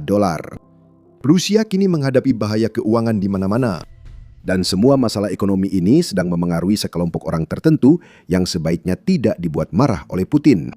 Mereka adalah para pembuat uang dan penggerak industri Rusia, meskipun mereka ditempatkan di posisi ini oleh Putin sendiri. Mereka tentu saja adalah para oligarki. Danilchuk menegaskan poin penting di videonya. Apakah Anda pikir pemilik atau CEO Gazprom atau Rosneft senang membaca soal sanksi baru? Mereka tentu tidak senang jika harus membaca lagi soal kapal tanker yang disita atau pembatasan ekspor Rusia, apalagi saat Rusia sangat bergantung pada sumber dayanya. Akan muncul sumber ketidakpuasan di kalangan para oligarki. Namun, apakah mereka benar-benar akan melakukan sesuatu terhadap masalah Rusia dalam arti mencoba menyingkirkan Putin adalah pertanyaan lain sepenuhnya. Setidaknya, Putin telah berhasil membungkam suara para oligarki Rusia dalam hal kemandirian, menurut laporan BBC pada 28 Desember. Mereka yang mengkritik kebijakan Putin menghadapi nasionalisasi bisnis mereka, seperti yang terjadi pada mantan bankir Oleg Tinkov. BBC melaporkan dia berkata, "Saya tidak bisa membicarakan harga, rasanya seperti Sandra, Anda menerima saja tawarannya, saya tak bisa bernegosiasi." Saat Kremlin menawari nasionalisasi paksa setelah dia menyebut perang Ukraina sebagai kegilaan di Instagram, sepertinya oligarki tidak akan bangkit. Namun, jika Kremlin mengambil alih bisnis setiap kali ada yang bicara, itu sama saja merugikan diri sendiri. Mereka yang diam hanya menyaksikan perusahaannya runtuh. Bisnis-bisnis ini penting bagi Rusia karena produk dan tenaga kerjanya. Nasionalisasi paksa bukan solusi untuk masalah oligarki yang membangkang. Karena Vladimir Putin sangat terlibat dalam perang, bisnis yang dicuri Kremlin tak akan segera dipulihkan. Bahkan jika perusahaan-perusahaan yang dinasionalisasi itu tiba-tiba dibebaskan dari kewajiban membayar kembali pinjaman mereka, hal itu tetap berdampak pada sistem perbankan Rusia. Ini adalah penderitaan ekonomi di mana-mana. Dan di sana Ukraina berdiri, menyaksikan ekonomi Rusia terpuruk, sementara Ukraina telah melakukan sesuatu yang tidak pernah dibayangkan orang akan mungkin terjadi ketika perang masih berkecamuk. Siapa yang tahu, mungkin bahkan beberapa oligarki yang sudah muak dengan pendekatan Putin yang menggunakan iming-iming dan ancaman sedang merencanakan sesuatu secara diam-diam di balik bayang-bayang saat ini juga.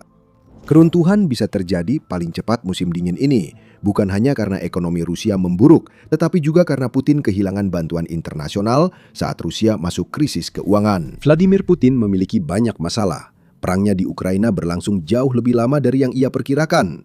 Hampir seluruh negara barat telah berbalik menentangnya. Mari akui, usianya sangat tua, sehingga ia akan pergi sebelum Ukraina tumbang. Namun ia tak pernah mengira Prancis akan menjadi masalah sebesar ini. Tanpa menembak, Prancis langsung menyerang titik terlemah Rusia dan menjadi masalah terbesar bagi Putin dalam semalam. Atau lebih tepatnya, masalah-masalah. Ada dua cara Prancis telah memberikan pukulan telak ke perut Rusia dalam beberapa hari terakhir. Yang kedua ini sangat penting karena membantu Ukraina melakukan hal yang sangat dibutuhkan, seperti yang akan Anda ketahui jika terus menonton. Mengenai langkah pertama, Prancis baru saja menyita salah satu dari banyak kapal tanker bayangan yang membantu Rusia mengirim minyak secara ilegal ke seluruh dunia. Pada 22 Januari, BBC News melaporkan Prancis menyita kapal tanker armada bayangan Rusia yang dicurigai di Mediterania. The Grinch, yang kami jamin bukan Jim Carrey dengan penyamaran rumit, disita karena kapal tersebut dikenai sanksi internasional dan diduga menggunakan bendera palsu, menurut Presiden Prancis Emmanuel Macron. Awak kapal tanker itu pasti merasa Natal mereka dicuri saat Angkatan Laut Prancis datang. Setelah menyerbu kapal tersebut, Angkatan Laut melakukan pemeriksaan mendalam yang membuat otoritas maritim negara itu menyimpulkan bahwa Angkatan Laut telah mengonfirmasi keraguan terkait keabsahan bendera kapal tersebut. Itu bahasa sandi bahwa kapal Rusia berlayar di bawah bendera negara lain. Trik yang sering dipakai armada bayangan untuk menghindari kecurigaan. Usai penyitaan, Macron mengirim pesan di X yang sepertinya ditujukan langsung ke Putin. Macron menegaskan tidak akan mentolerir pelanggaran, lalu menjelaskan tindakan Angkatan Laut Prancis. Operasi tersebut dilakukan di Laut Lepas di Mediterania dengan dukungan beberapa sekutu kami. Operasi ini dilaksanakan dengan mematuhi secara ketat Konvensi Perserikatan Bangsa-Bangsa tentang Hukum Laut. Penyelidikan judisial telah dibuka dan kapal itu sudah dialihkan, tambah Macron. Penyebutan sekutu mengindikasikan Prancis tidak bertindak sendiri pada pagi 22 Januari, melainkan dibantu sekutu kuncinya, Inggris Raya. Media Inggris LBC melaporkan kapal patroli Angkatan Laut Kerajaan telah mengikuti kapal tanker armada bayangan jauh sebelum diserang Angkatan Laut Prancis. Media melaporkan Menteri Pertahanan Inggris John Healey menyatakan Inggris membantu pelacakan otoritas Prancis saat Grinch melewati Selat Gibraltar. Itu sangat masuk akal. Selat Gibraltar adalah jalur air sempit di antara ujung selatan Spanyol dan utara Afrika. Selat ini menjadi jalur aman kapal yang melintas antara Samudra Atlantik dan Laut Mediterania. Inggris juga punya pangkalan di pulau kecil berbatu bernama sama dengan selat ini. LBC menyebut Inggris mengerahkan HMS Dagger, kemungkinan dari pangkalan itu, untuk melacak kapal Rusia yang masuk ke Laut Mediterania. Berlayar di bawah bendera Komoro, yang merupakan negara di Afrika Timur yang begitu asing hingga banyak orang akan kesulitan menemukannya di peta, kapal Grinch melanjutkan perjalanan ke Laut Mediterania, di mana kapal tersebut disita oleh otoritas Prancis. Kapal Grinch menjadi target karena telah disangsi oleh Inggris, Uni Eropa, dan Amerika Serikat yang menuduh kapal ini bagian dari armada bayangan penyalur uang minyak ke Rusia, meski ada sanksi dari ketiga pihak tersebut. LBC menyatakan penyelidikan mengungkap kapal itu berlayar dari Murmansk, Rusia, meski tujuannya tidak jelas karena dicegat di perairan antara Spanyol dan Maroko. Inggris kembali terlibat penyitaan kapal tanker armada bayangan dalam beberapa minggu terakhir. Pada awal Januari, Amerika Serikat mengincar sepasang kapal, satu berlayar di Karibia dan satu lagi di Samudra Atlantik Utara, yang diduga membawa minyak antara Rusia dan Venezuela. Kapal yang kini bernama Marinera, sebelumnya Bella One, pernah membuat pasukan Amerika Serikat mengejarnya melintasi ratusan mil perairan setelah upaya penyitaan awal. Amerika Serikat berhasil mengejar kapal itu antara Skotlandia dan Islandia, lalu menemukannya berlayar dengan bendera Guyana. Inggris memberikan dukungan operasional, lapor Sky News. Inggris memberikan izin kepada Amerika Serikat untuk menggunakan beberapa pangkalannya, selain juga menyediakan RFA Tide Force yang biasanya digunakan sebagai kapal pengisian bahan bakar untuk para pengejar dari Amerika. Dukungan tambahan berupa setidaknya satu pesawat angkatan udara kerajaan memberi pengawasan udara agar Amerika Serikat tetap di jalur benar. Tampaknya Inggris sibuk dengan armada bayangan. Dalam kedua kasus ini, Inggris hanya mendukung. Prancis jadi sorotan utama pada 22 Januari dengan memberi kejutan ke armada bayangan yang membuat Putin terpukul. Kehilangan satu kapal gelap lagi adalah hal terakhir yang diinginkan Presiden Rusia karena kapal tanker tua ini sangat penting untuk menjaga aliran uang ke Rusia saat negara itu sangat membutuhkan dana. Rusia membentuk armada bayangan sebagai cara untuk menghindari berbagai sanksi yang telah diterapkan oleh Barat kolektif terhadap Rusia sejak Putin melancarkan invasi ke Ukraina. The Guardian memberikan penjelasan yang berguna tentang apa itu armada tersebut. Armada ini berisi ratusan kapal tanker tua tak terregulasi yang dibeli Rusia dari berbagai negara. Seringkali kapal-kapal ini berlayar dalam kondisi rusak yang seharusnya ilegal jika diperiksa. Kapal-kapal ini mengangkut minyak Rusia ke India, Tiongkok, Venezuela, dan negara lain yang mau membeli minyak Rusia yang didiskon besar oleh Putin meski terkena sanksi. Armada ini sangat besar. The Guardian mengklaim bahwa armada bayangan Rusia mencakup 1.423 kapal tanker, di mana 921 diantaranya dikenai sanksi oleh setidaknya salah satu dari 3 entitas yang telah kami sebutkan sebelumnya. Angka-angka tersebut berasal dari Lloyd's List Intelligence, kata media itu, dan angka-angka tersebut belum pasti. Armada bayangan itu mungkin lebih besar dari angka yang disebutkan. Itulah masalahnya dengan kumpulan kapal rahasia. Selalu sulit untuk mengetahui dengan pasti berapa banyak kapal yang ada di armada tersebut. Penyitaan kapal tanker armada bayangan oleh Prancis bukan pukulan besar bagi Rusia. Kapal tanker yang disita tak bisa berlayar lagi, tapi bisa digantikan kapal lain. Ada alasan mengapa Putin telah menghabiskan 14 miliar dolar hingga Mei 2025 menurut majalah pelayaran Ukraina untuk membangun armada ini bagaimanapun juga. Namun yang lebih penting dari penyitaan Grinch adalah pesan yang disampaikan kepada Rusia lewat pengambilan kapal itu dari lautan. Prancis mengamati dan mereka tak sendiri. Karena Inggris dan Amerika Serikat telah mengambil langkah aktif dalam beberapa minggu terakhir untuk membatasi aktivitas armada bayangan dimanapun mereka bisa, armada yang dulunya beroperasi dengan bebas kini berada di bawah pengawasan yang lebih ketat dari sebelumnya. Pengawasan menimbulkan risiko. Putin akan mengirim armada bayangan untuk mengantar dan mengambil kargo. Dia harus melakukannya. Minyak tetap menjadi sumber pendapatan utama Rusia, meski harus dijual dengan harga diskon.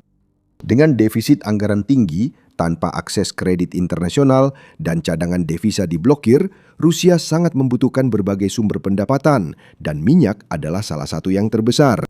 Sekarang Putin tahu negara pemberi sanksi sedang mengawasi. Kapal armada bayangan yang meninggalkan Rusia kini bisa ditangkap kapan saja, apalagi jika berlayar ke perairan Eropa atau Amerika. Inti kami sederhana. Prancis menyita 1 kapal hari ini. Besok, Prancis mungkin bersama sekutunya bisa memulai kampanye lebih terkoordinasi untuk menumpas armada bayangan sebanyak mungkin. Jika itu terjadi, Putin tak bisa berbuat apa-apa karena armada ini membuat Rusia tak dapat mengklaim kapal yang disita sebab mereka berpura-pura kapal-kapal itu tak melakukan hal yang sebenarnya jelas dilakukan. Selain itu, seperti yang disampaikan oleh Pusat Kebijakan Eropa, Eropa memiliki semua dasar hukum yang dibutuhkan untuk membuat penyitaan seperti ini menjadi kejadian yang lebih rutin. Antara lain, Konvensi Perserikatan Bangsa-Bangsa tentang Hukum Laut yang memungkinkan negara-negara untuk mengganggu pelayaran yang mereka anggap tidak aman di perairan mereka.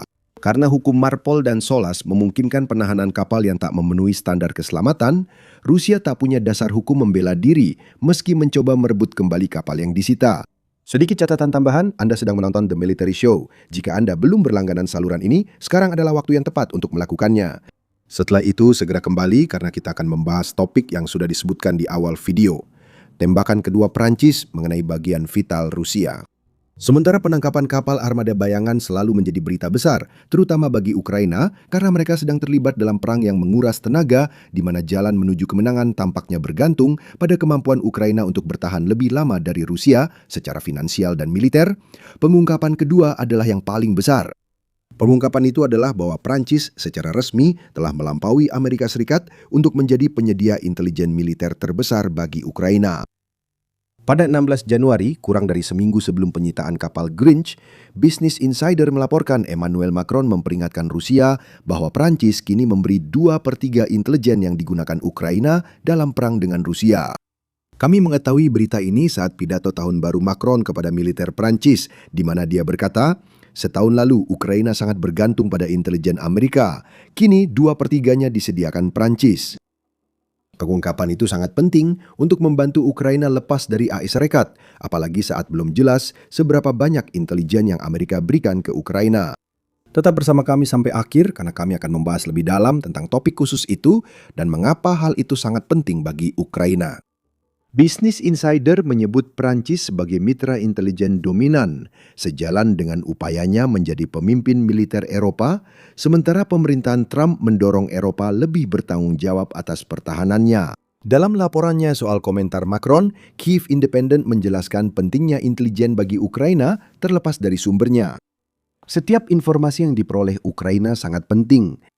Citra satelit berkualitas tinggi dan terbaru sangat penting karena intelijen ini memberi Ukraina informasi posisi pasukan Rusia hingga lokasi aset penting yang dapat diserang dengan rudal jarak jauh dan drone. Anggap intelijen ini sebagai pelengkap drone pengintai yang terus memindai daratan Ukraina dari langit, dan Anda akan paham maksudnya. Kita kurang tahu detail intelijen yang Perancis berikan ke Ukraina. Namun kita punya banyak petunjuk termasuk pernyataan Menteri Angkatan Bersenjata Perancis, Sébastien Lecornu. Pada Maret 2025, Lecornu menyatakan di Radio France Inter bahwa negaranya siap dan mampu membagikan intelijen yang dibutuhkan Ukraina. Faktanya, itu sudah terjadi, merujuk pada pernyataannya bahwa intelijen kami berdaulat, dibangun atas kemampuan sendiri dan dibagikan ke Ukraina. Meskipun Lecornu maupun Macron tidak memberi rincian selain klaim itu, penyebutan sistem intelijen berdaulat oleh Lecornu membuat Militani menyimpulkan Prancis mungkin memberi intelijen ke Ukraina lewat satelit militer Kombasal Spesial Optik atau CSO. Penempatan penuh CSO selesai pada tahun 2025. Perlu dicatat, satelit terakhir dari 3 satelit dalam konstelasi tersebut yang dikirim ke luar angkasa diangkut ke lokasi peluncurannya oleh pesawat Ukraina AN-124 yang menunjukkan bahwa kemitraan sudah direncanakan jauh sebelum ada yang mengungkapkan bahwa kerjasama itu sudah terjalin. Militani menjelaskan apa yang ditawarkan ketiga satelit ini dari segi konstruksinya dengan menyatakan ketiga satelit tersebut memiliki desain yang identik. Sistem optik mereka menggunakan konfigurasi teleskop Kors. Cermin-cerminnya terbuat dari keramik kaca Zerodor yang sangat stabil, yang memiliki koefisien muai termal hampir 0. Satelit CSO juga memiliki saluran pencitraan inframerah. Masing-masing juga memiliki beberapa teleskop untuk memotret target yang sama dari berbagai sudut. Pemodelan medan 3 dimensi sangat bermanfaat bagi Ukraina, sehingga fitur ini saja sudah lebih dari cukup menjadi alasan Ukraina bekerja sama dengan Prancis. Alasan lain adalah bukan hanya satelitnya yang dibuat dengan baik. Seluruh struktur CSO sangat brilian dari sudut pandang pengumpulan intelijen. 3 satelit ini punya tujuan jelas, memungkinkan trio bekerja bersama untuk memberi data sangat akurat tentang situasi di darat Ukraina. CSO-1 adalah salah satu satelit yang terbang paling tinggi karena beroperasi pada ketinggian 800 km atau sekitar 497 mil. Ini adalah pengumpul intelijen tinjauan tingkat tinggi yang menawarkan pengintaian area luas melalui foto-foto yang diambil dengan resolusi hingga 35 cm atau sekitar 13,7 inci per piksel. Resolusi itu cukup tinggi untuk mengenali posisi kendaraan lapis baja dan pesawat Rusia. Selanjutnya adalah CSO-2 yang namanya cukup logis, yang terbang pada ketinggian 480 km atau sekitar 298 mil. Satelit ini menghasilkan gambar dengan resolusi 18 cm atau sekitar 7 inci per piksel. Namun resolusi tinggi adalah perbedaan antara sekedar mengidentifikasi sebuah tank di darat dan bisa mengetahui merek serta model spesifik dari tank yang sedang digunakan. Satelit ini bahkan mampu mengidentifikasi umpan, memastikan bahwa Ukraina tidak membuang-buang amunisi pada senjata palsu yang sebenarnya tidak menimbulkan ancaman nyata. Satu-satunya kelemahan adalah CSO-2 beroperasi di lapisan orbit di mana ia terpapar jejak atmosfer bumi. Ini adalah dan akan tetap menjadi masalah. Masa pakai satelit ini sekitar 10 tahun, diluncurkan pada 2020, Prancis diharapkan menggantinya pada 2030. Akhirnya, CSO-3 hampir identik dengan CSO-1 dalam hal ketinggian orbit dan kejernihan foto. Namun, satelit ini memiliki fungsi berbeda. CSO-3 meningkatkan tingkat kunjungan ulang. Istilah itu merujuk pada seberapa sering suatu area bisa difoto. Konsepnya sederhana, CSO-1 dan CSO-3 beroperasi di ketinggian sama, namun pada fase orbit berbeda. Jika CSO-1 memberikan tampilan area luas dari suatu lokasi sebelum bergerak, CSO-3 akan melewati lokasi yang sama beberapa jam kemudian untuk memperbarui gambar dan seterusnya, memastikan bahwa gambar yang dimiliki Ukraina tidak lebih dari 12 jam. Berdasarkan setiap satelit berada pada siklus orbit standar 24 jam. Dan masih banyak lagi. Ukraina mungkin juga mendapat manfaat dari gambar yang diambil oleh 4 satelit komersial Pleiades dan Pleiades Neo yang diluncurkan ke orbit antara tahun 2011 dan 2021 oleh Airbus Defence and Space. Sekali lagi, Ukraina berkontribusi pada penyebaran konstelasi ini, jadi tidak terlalu berlebihan untuk mengasumsikan bahwa mereka juga menerima gambar. Bagaimanapun, Pleiades Neo 3 dan 4 diluncurkan keluar angkasa menggunakan roket Vega yang berisi mesin RD-843 buatan Ukraina yang dibuat di Dnipro. Kedua satelit ini menawarkan resolusi 30 cm atau 11,8 inci per piksel, memungkinkan mereka mengambil gambar wilayah seluas 14 km atau 8,69 mil. Tambahkan Pleiades 1A dan Pleiades 1B ke dalam daftar yang dapat mengambil gambar wilayah hingga 20 km atau 12,4 mil dengan resolusi 50 cm atau 19,6 inci per piksel, dan Anda mendapatkan campuran gambar satelit komersial yang sangat beragam. Selain itu, ada Capacité de Renseignement Elektromagnetik Spasial atau konstelasi Ceres yang terdiri dari 3 satelit. Sekali lagi, roket Ukraina digunakan untuk membantu meluncurkan satelit-satelit ini ke orbit, dan ketiganya beroperasi pada ketinggian sekitar 700 km atau sekitar 434,9 mil. Ketiga satelit ini agak berbeda dari yang telah dibahas sebelumnya. Mereka menjaga orbit dalam formasi segitiga untuk menemukan dan menentukan posisi sumber emisi radio di bumi. Jika Ukraina perlu mendeteksi atau mencari sinyal radio, satelit-satelit ini yang digunakan.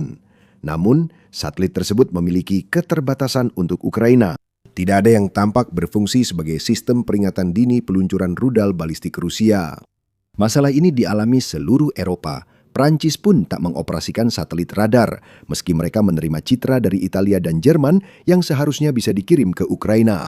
Sebagai alternatif, kedua negara bisa langsung mengirim citra itu, sehingga menjadi bagian dari sepertiga intelijen Ukraina di luar Prancis.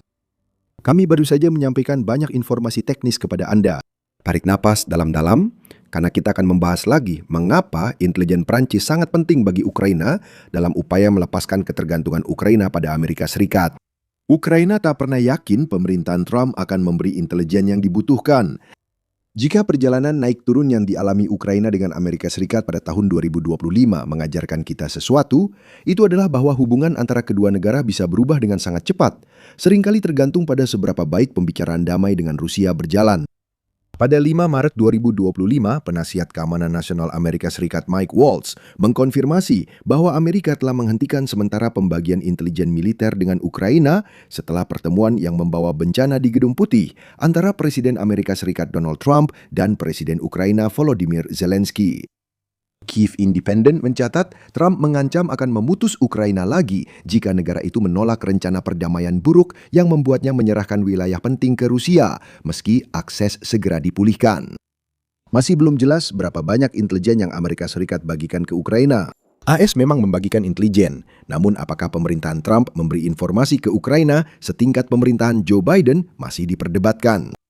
Bagi Ukraina, Prancis kini tampak sebagai mitra intelijen yang lebih stabil daripada Amerika Serikat selama setahun terakhir.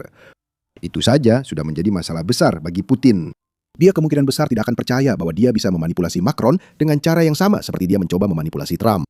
Tentu, ada batas pada intelijen dari Prancis, dan Ukraina tetap ingin Aerexas menjadi mitra intelijen vital jika bisa. Kini, karena 2/3 intelijen Ukraina berasal dari Prancis, negara itu tidak akan lagi buta jika Ailex Arekat kembali menghentikan dukungan. Meskipun kita tidak pernah bisa tahu dengan pasti, Ukraina mungkin telah menggunakan intelijen Prancis dalam serangkaian serangan udara selama 48 jam yang membelah langit Ukraina yang diduduki dan menghancurkan beberapa sistem pertahanan udara serta simpul radar Rusia. Kamu dapat mengetahui operasi spektakuler tersebut di video kami. Dan jika kamu menikmati video ini, jangan lupa untuk berlangganan The Military Show untuk liputan mendalam tentang perkembangan terbaru situasi intelijen Ukraina. Terima kasih sudah menonton.